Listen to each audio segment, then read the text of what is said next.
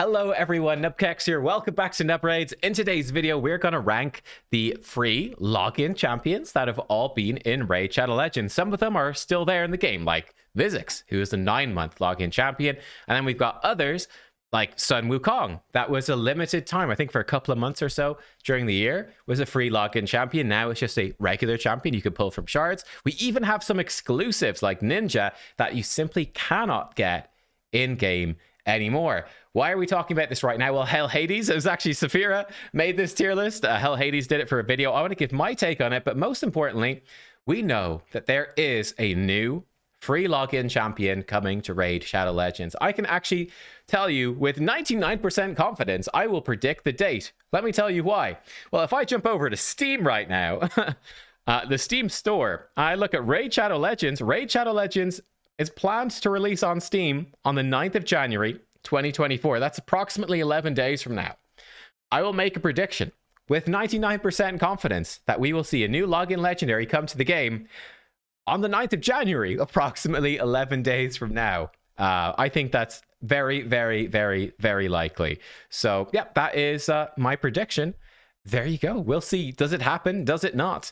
But yeah, game coming to Steam, almost definitely. But a free login legendary coming has been confirmed as something to happen. I was a bit surprised there wasn't one for Christmas. With the game coming to Steam, now it makes sense. Sorry, I've got an itchy nose. Let's go in. Let's rank these, though. Let's look at the ones that have existed in the game so far. And let's see how they are, because let me tell you, some of these are not only, are we going to rank them relative to each other, but this is a ranking relative to every champion in the game.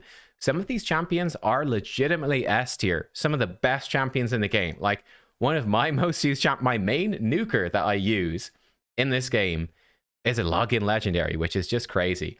So let's go. Let's start with the ones that are always there, right?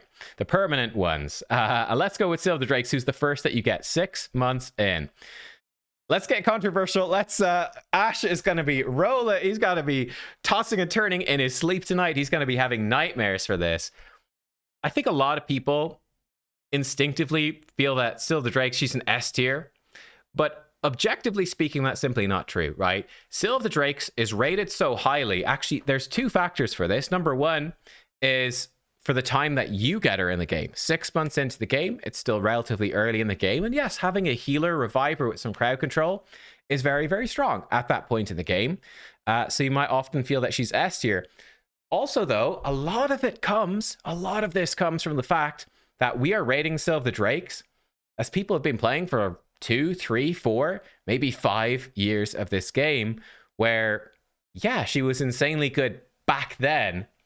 And we kind of forget that she's kind of been power crept now and isn't as good as she was. So objectively speaking, in my opinion, Scyl the Drakes is a B tier legendary.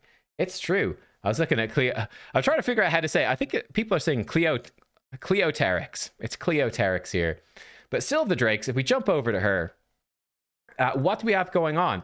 Her A1, 20, booking to 40% chance of decreased speed, with a 30 booking to 50% chance of decreased turn meter by 15%. It's just not very good. She's got an A2, which is AoE with stun. Each hit a 35% chance to stun. Again, compared to modern standards, right? This used to be amazing, but compared to the modern game, it's actually quite low. Like, she could totally do with a buff, right? They could push that up to a 50% chance twice to stun, and that would be more in line with where we are today. 35 is just a bit low. She's got her single target revive, which is okay with ally protection. It's fine. And she's got a really good passive, healing allies by 10% at the start of each one of her turns. She does like an AoE heal to everyone, which is really, really good with increased speed on a random ally. Okay base stats. Again, her speed is very low and her accuracy is non-existent. She's got a bunch of crit damage, which is really useless, right? Scyl the Drakes, she's not the insane champion I think that we think she is. I'd say she's B tier overall. What I mean by B tier is this is a champion that it's probably worth building. And they probably will see some play, but they're not really going to be in any particularly, strong teams further into the game. So certainly, when you get her, especially 6 months in, at this point, yeah, you might have a couple of like free login promotion champions at that point. So she might again fall off relative to where she was 3 years ago. But yeah, she might be insanely good when you get her. Like when you get her, she might be S tier for your account, but compared to all of the champions in the game, I'd say she's a B tier champion. Worth building. Will be used in some teams like Faction Wars, maybe some Cursed City stages, that sort of thing. But yeah, not going to do all that much apart from that. Next up, we've got Visix.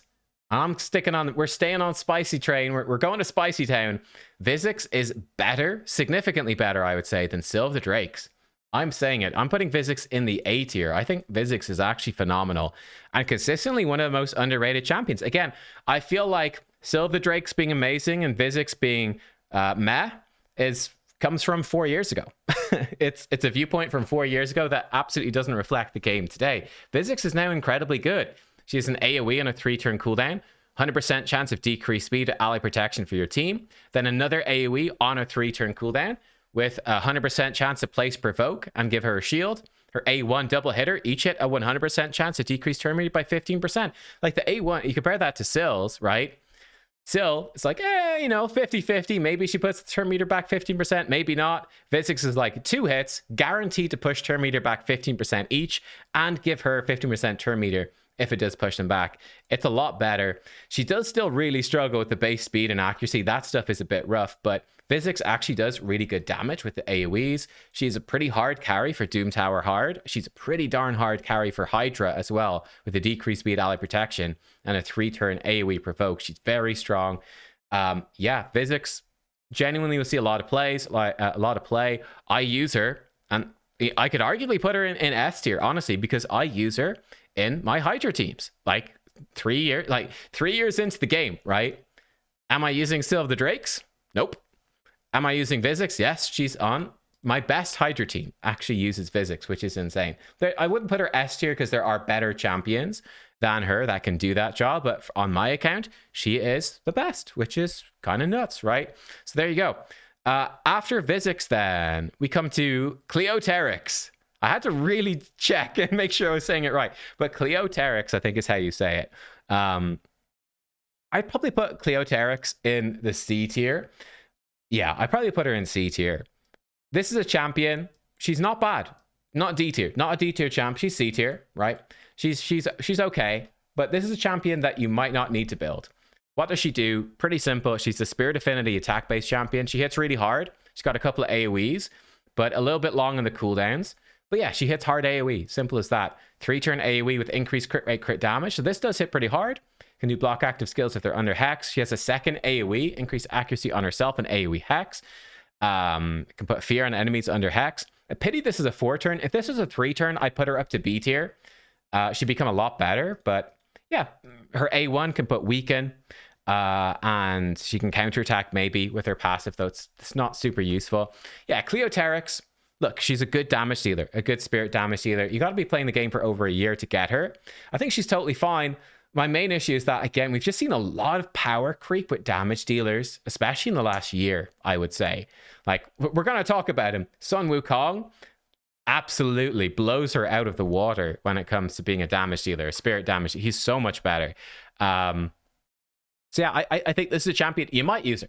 She might be decent. But equally so, you might never build her. She might sit in your vault, and it's not going to matter too much. After Cleopterix, we have... who comes after her? I think it's Arix is after her. Arix is a tricky one to rank. I would put... I think, objectively speaking, Arix is probably better than Scyl of the Drakes, objectively speaking. I think she probably is. Arix is a pretty decent arena champion. I would say in particular, she's a HP-based nuker, and she just hits very hard, right? She's got good base HP, got the crit damage to back it up as well. She's legendary. She's like an upgrade to Magnar, ultimately, I would say, especially with the power creep that's come to legendary champs in the game in the last while.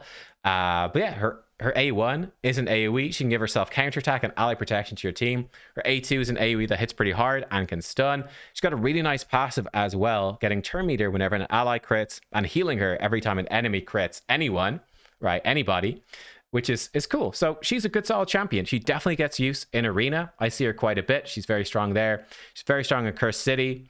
So yeah, I put her solidly in the B tier because of that. Again, she's a champion that is probably worth building for a lot of people. Maybe not essential for everyone, but probably worth building for sure for Cursed City now. can be really good for a lot of people in the arena, especially live arena, as a very tanky HP based damage dealer that's just super reliable. Yeah, I think Arix is really good. She's very underrated. I think the main reason she's very underrated was that people were building her mostly just as a crowd control, not as damage when she first came out, which is understandable. That's what I thought to do as well. And yeah, you just get her so late into the game that, you know, you might not have teams that need upgrades at that point. In that sense, you know, she might sort of sit in the back burner and be ignored. But I think she actually, if you got Scyl and Arix, you know, at the same time, yeah, I don't know. If you got them both a year into the game, if they gave you both these champions 1 year in, there's no question Arix is better. So there you are. Then finally, we've got Gerda Bogbrew. I'd put Gerda in the D tier. Honestly, Gerda is just bad. Gerda, unfortunately, is just bad. She really needs a buff. Let's be real. The only use for Gerda is she does bring you an AoE with 2 poisons. That's vaguely useful for poison explosion teams, but my gosh, that really fell off with hard dungeons. It's just not really relevant anymore. You know, she used to be an okay budget option for poison explosion for ice golem normal, but that's just not really very relevant anymore. Got an AoE weaken, fine. You know, debuff spread maybe. Tiny bit of turn meter manipulation. She's just a bad champion, right? This is a champion that is probably not worth building, right? This is a champion that probably just goes straight in your vault and is never touched. Like, maybe she'll come out for some Cursed City stages, maybe. So that might move her up to C tier, but yeah, for the most part, this is a champion that's not worth your time even looking at, which is hard to say. It's a bit rough. Now we come to, I'll be straight up here, the stronger champions. These champions are better, generally speaking. Certainly as a group, they are much more powerful. We have the promotion login legendary champions. Very powerful. The first one was Ninja. This one is a little difficult to rank. Certainly when he first came out, I would have said S tier. I feel like they've put some work in to nerf him down a little bit, or not nerf him down, but I feel like with the new content that has come out and the new champions that have come out, I feel like Ninja has sort of lost that place a bit, like with Newt out in the game, Acrizia, etc. There's been a lot of champions that do what Ninja does, but a bit better. I'd say overall, he's probably an A tier champion now. Like, he's really good, right? You know, like he could totally be in some of your teams, right? For me, he's in my Sand Devil team. He is in there. So he's way up there, but I think he's probably not quite S tier anymore. That's probably controversial as well. But look, he's got the 3 hits at random. Each hit can place burn for 3 turns. Gets him perfect veil, and he can activate the burns when he uses it against bosses, which is really strong. So he does a ton of damage against bosses.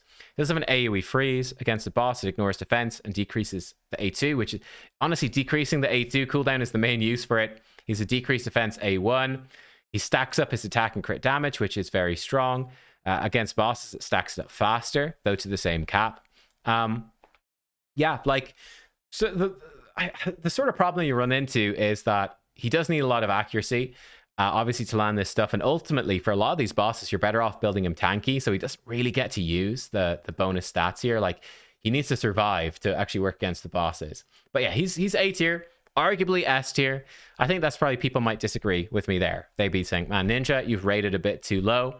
Yeah, I think that more reflects where the game is today. I think he's solidly top of A tier, but not quite S anymore, I would say. After Ninja came Alexander the Simple. No, Alexander the Sharpshooter. Again, very underwhelming champion, this one. I'd say he probably goes into the D tier as well. I'm sorry to say. With Gerda, this is a champion that is quite possibly not worth the hassle of building at all. AoE decreased defense. He can place weaken against Orc and Ogre and Tribe factions. He's got a big hitting A3, but on a 4-turn cooldown that removes buffs. Removes buffs before attacking if they're Orc and Ogre, and he's got an A1 with a chance to freeze.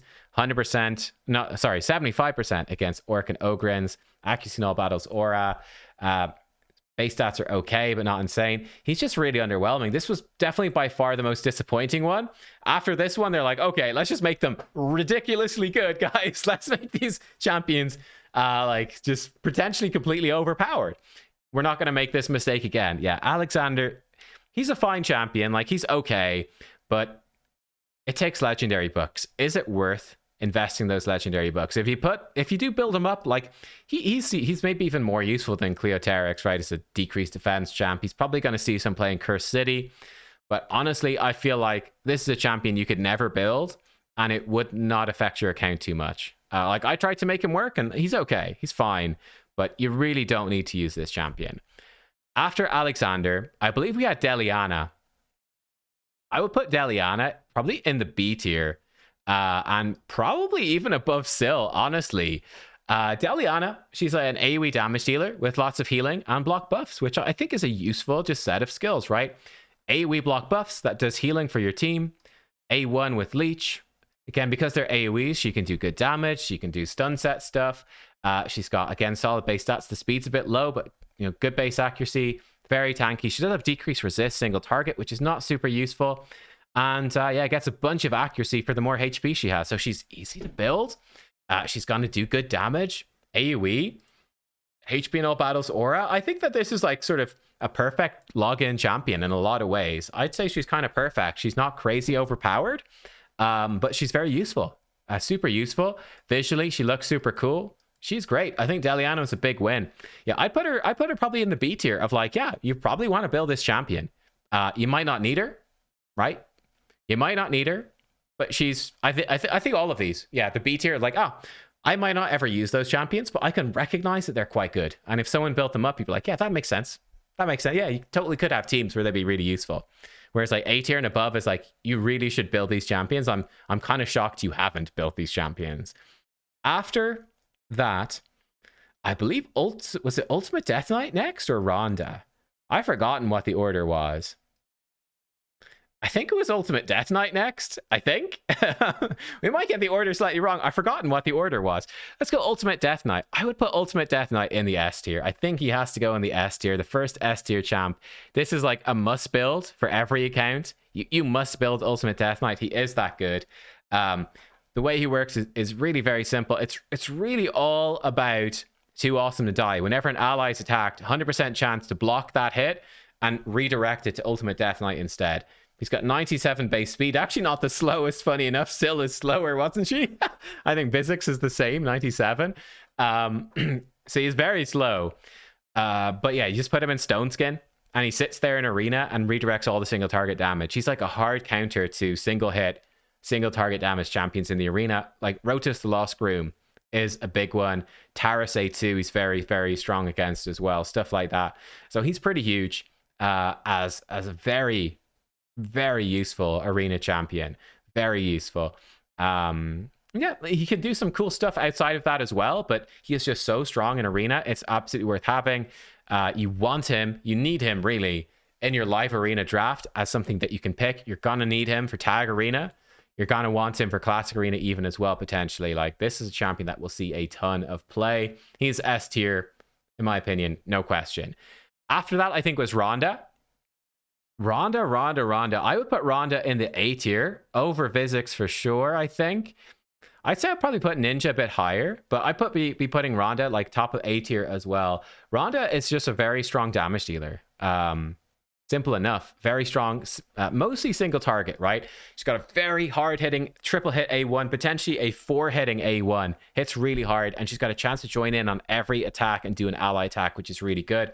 Her A2 is a massive triple hit, single target hit that can put block passive skills before attacking, block active skills after attacking. This has been incredibly strong because of Polymorph, especially.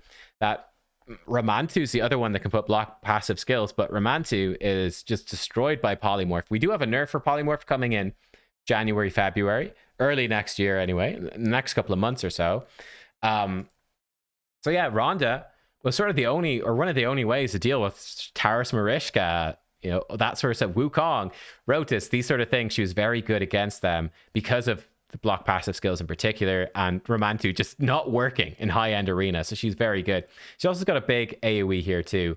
So yeah, I think you put it together. She's obviously very squishy. She's hard to keep alive, but she just has a ton of, especially single target damage. That's very strong. It can hit past Ultimate Death Knight because it's triple hits. She can still kill people. Even a quad hit can kill people past an Ultimate Death Knight. So yeah, Ronda, she's a great nuker. not the best in the game, but I think that she is definitely worth building for basically everyone. She's a good option to have. She's also been very good in the Cursed City as well. So I think Ronda is great. I might even put her ahead of Ninja. I don't know. Like, if you told me if to give up Ronda or Ninja, which one would I give up? Like, I might give up Ninja first, which sounds crazy, but I just feel like there's been quite a few champions that do similar things to Ninja. I could get away with it, but Ronda is quite useful. So I don't know. Then we come to the final two. Artak and Sun Wukong. So Artak is like, I think Artak is probably Ninja, but better. I'm going to put Artak at the top of A. I think this is a champion that nearly everyone will want to build. I think the only reason I'm going to put him not S tier, that's tricky, is that there are better champions. There are champions that do similar to what Artak does that are just bad. Now they are void. So I'm thinking Sulfurion. Sulfurion is like Artak on steroids. Ultimate Galek is like Artak but better as well. It's a bit tricky. You know, let's put Artak in S. Let's put him in S. Put him bottom of S tier as being like probably more useful than Ninja. He just comes in AoE HP burn, then AoE burn activation with decreased attack, then AoE A1 as well. Simple, straightforward. He's a beast for Hydra. He's a beast for Ice Golem Hard. He's a beast for a lot of Doom Tower bosses. This guy is just great. Like I said, it's a little bit awkward placing him in S tier in the sense that there are legendaries that do what he does, but better. But they're also S tier, you know? I don't know. It's just such a useful skill set for the game. And yeah, you could also build him in like control sets if you wanted, because he's got all these AoEs. There's flexibility there in terms of what you do with Artak. He's just very, very strong. Like he is part of my Ice Golem Hard team and likely will be, unless I happen to pull a Sulfurion, which would be lovely. I don't currently use him in Hydra, but you absolutely could. He's very strong there. So yeah, Artak, he's very good.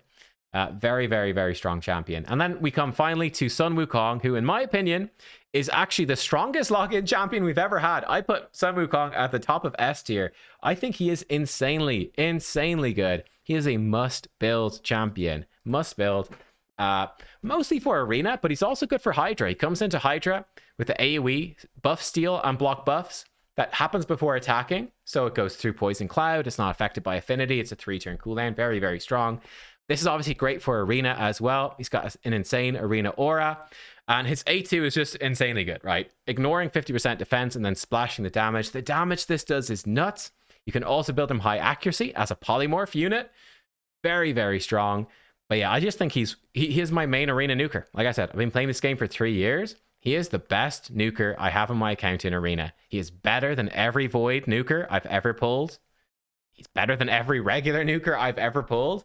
He is insane. He's next level. This guy's crazy. His passive is what makes him, I think, potentially so good. Free revive with 100% turn meter in health 3 turns after he's killed. He is a pain in the butt to deal with. Unbelievably strong champion. So good. Must build. Like, this is ridiculous. Like, he is a 5 out of 5 in Arena offense and defense without question. I think he's the strongest. Like, if you're looking at Arena, Ultimate Death Knight is insane. Sun Wukong, I think, is maybe even a little bit more useful. They're both so good, and then Artak's got that flexibility. And there you go, guys. That's sort of my list. I sort of feel quite strongly about the S and the A tier. I without question feel these are the 6 best. I think that's kind of beyond doubt. I think that the B tier, these are the champions that are also really good and usable. And yeah, then you've got the C and the D. These are champs that you could probably just ignore and never really build. I think it's a pretty accurate list, actually, for the most part. But let me know. What do you think? I will strongly say, I feel like putting Scyl the Drakes in S tier, like when you look at the other champions, it is just, that becomes an absurdity. Like it's just not possible. Like, I get it. You know, 4 years ago, I would have agreed with you, but nowadays it's just not possible. Like, I think she is in the B. I could, you know, I don't mind if people want to put her higher up. I think that's fine. But like, maybe she's a bit more useful than Deliana. Let's put it like this. Maybe that's fair. But yeah, I mean, needless to say, the trend with login champions, what should we expect from my predicted Steam login champion? I think expect something really good.